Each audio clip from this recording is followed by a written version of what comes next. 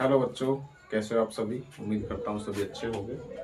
और मेरे हाथ में है आपका बोर्ड एग्ज़ाम का पेपर साइंस का। और मैंने सोचा है कि मैं आपको जो साइंस के जितने भी प्रीवियस सवाल हैं, जो सबसे ज़्यादा मोस्ट इम्पोर्टेंट रिपीटेड सवाल हैं, मैंने सोचा है कि मैं अब एग्ज़ाम का समय है आपका नज़दीक, तो मैं आपको वही क्वेश्चन कराऊँ जो ज़्यादातर क्वेश्चन रिपीट हुए हैं। जैसे कि जिनमें से कुछ क्वेश्चन ये हैं, उसके बाद हम बहुत सारे सवाल लेंगे, निकट दृष्टि दोष वाले, फ्लेमिंग के नियम वाले, बहुत सारे सवाल। तो पहले हम इन्हें कर लेते हैं, इसके बाद हम सारे रिपीटेड सवालों को करेंगे जो प्रीवियस क्वेश्चन है, जो मोस्ट है, बिल्कुल बिल्कुल 2026 के एग्जाम में आपके आएंगे, बिल्कुल आएंगे। ये हम प्रीवियस क्वेश्चन कर रहे हैं, उसके आधार पर बिल्कुल ऐसे मानिए चैप्टर भी साथ में लेके चल रहे हैं और हमारे प्रीवियस क्वेश्चन भी हैं, ठीक है। तो उन्हीं में से एक सवाल है जो सबसे ज़्यादा बार आता है। आप किसी भी साल का पेपर उठा कर देख लीजिए, ये बहुत ज़्यादा बार आया हुआ है कि देखिए विस्थापन अभिक्रिया क्या होती है। देखिए अभी तक हमने कर लिया, उदासीनीकरण अभिक्रिया हमने पढ़ ली, ऑक्सीकरण अभिक्रिया हमने पढ़ ली, और अपचयन और रेडक्स ये हम सबने पढ़ ली। उसके बाद विस्थापन, द्विविस्थापन, संयोजन, वियोजन, संक्षरण, विकर्ण। अब बोर्ड का कोई सा भी पेपर उठा कर देख लीजिए, आपको इनमें से क्वेश्चन जरूर ही मिलेगा, जरूर, ठीक है। अब देखते हैं विस्थापन अभिक्रिया क्या होती है। देखो बच्चों, विस्थापन अभिक्रिया कुछ इस प्रकार से होती है। विस्थापन का मतलब होता है स्थान का परिवर्तन, यानी कि डिस्प्लेसमेंट, अपनी जगह बदल देना। जब अभिक्रिया कब होगी? अभिक्रिया तब होगी जब कोई दो पदार्थ क्रिया करेंगे आपस में, ठीक है। तो दो पदार्थ या आप उत्पाद के दो ऐसे मान सकते हैं, दो कह सकते हैं दो अभिकारक।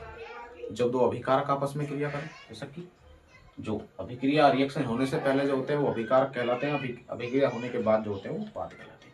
और अभिकारकों का द्रव्यमान और उत्पादों का द्रव्यमान बराबर होता है, ठीक है। क्या है? जब दो पदार्थ आपस में क्रिया करते हैं, तो करने से क्या होता है कि अधिक क्रियाशील तत्व, उसमें दो प्रकार के तत्व हैं, अधिक क्रियाशील तत्व, कम क्रियाशील तत्व को, यानी कि जब पदार्थ आपस में क्रिया करते हैं तो अधिक क्रियाशील तत्व कम क्रियाशील तत्व को विस्थापित कर दे, वहां कौन सी अभिक्रिया कहलाएगी? विस्थापन अभिक्रिया कहलाती है, ठीक है जी।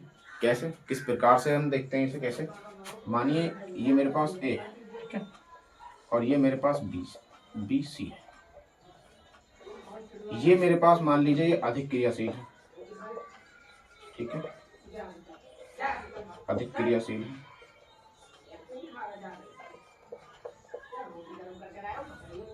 और ये जो बी है, इसमें जो है कम क्रियाशील है।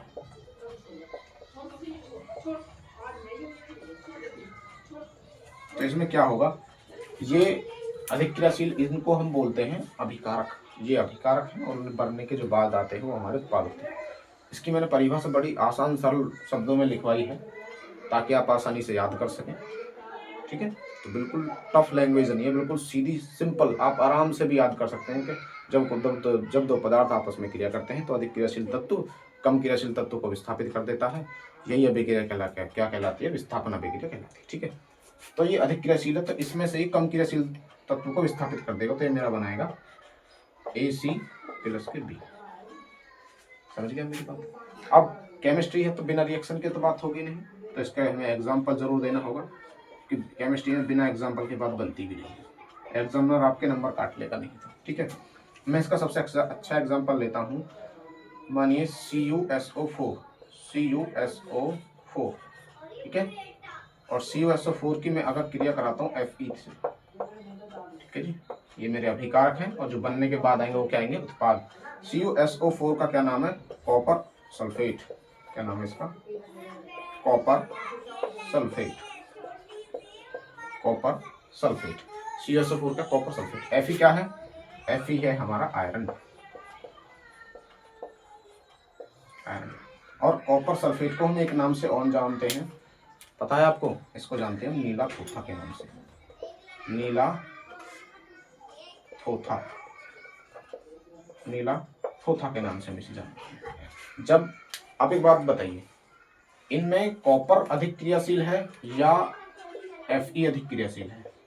बच्चे बताएंगे आपकी Fe अधिक क्रियाशील है। क्यों? क्योंकि कॉपर बहुत ही कम क्रियाशील है। जैसे कि सबसे कम क्रियाशील होता है सोना, उसके बाद चांदी, उसके बाद आता है हमारा कॉपर। क्योंकि कॉपर सबसे कम क्रियाशील है। अगर हम आयरन और कॉपर में देखें, कम क्रियाशील होने के कारण ही इसे हम सोने को कठोर करने के लिए इसमें मिलाया जाता है। तो ये क्या करेगा? Fe जो है कॉपर सल्फेट से कॉपर को विस्थापित कर देगा। तो हमारा ये बनेगा, यहाँ कॉपर तो अलग निकल जाएगा और ये बनेगा हमारा FeSO4। ओ बिल्कुल बड़ा बनाएंगे तो ये क्या हो जाएगा हमारा कॉपर CO, हमारा कॉपर हो जाएगा। और ये क्या हो जाएगा FeSO4 आयरन सल्फेट।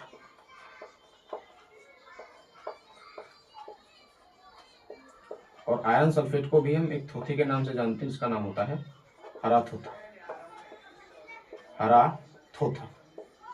ठीक है बेटा, ये बहुत इंपॉर्टेंट रिएक्शन है। मैं एक बार और आपको याद कर देता हूँ कि जब कोई दो पदार्थ आपस में क्रिया करते हैं तो अधिक क्रियाशील तत्व कम क्रियाशील तत्व को विस्थापित कर देता है।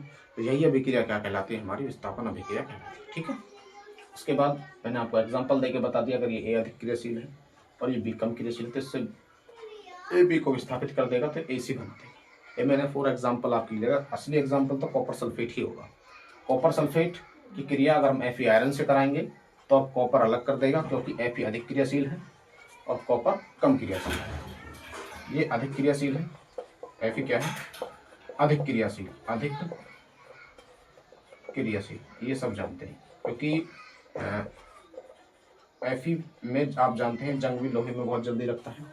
ठीक है, और मैं इसका एग्जांपल और एक और दे सकते हैं, CuSO4 यानी कि कॉपर सल्फेट की क्रिया अगर हम Zn जिंक से कराएं, अगर हम इसकी क्रिया जिंक से कराएं तो ये बनेगा हमारा जिंक इससे अधिकृत ZnSO4 जिंक सल्फेट प्लस यहाँ कॉपर अलग विस्थापित। ठीक है, ये क्या करेगा इसको विस्थापित कर देगा क्योंकि ये अधिक क्रियाशील है और एक, तो ये क्या बना देगा मेरा जिंक सल्फेट। तो बच्चों देखिए, आपको मेरी वीडियो कैसी लग रही है आप कमेंट करके ज़रूर बताया करिए। और मैं आपको मुझे बताइए कि आपको किस टॉपिक पे वीडियो चाहिए, मैं उसी टॉपिक पे आपको वीडियो बनाऊंगा। और अच्छी लगती है तो मुझे ज़रूर कमेंट करके बताइए। मेरे चैनल को सब्सक्राइब करिए, लाइक करिए और वीडियो को शेयर करिए। Okay, thank you.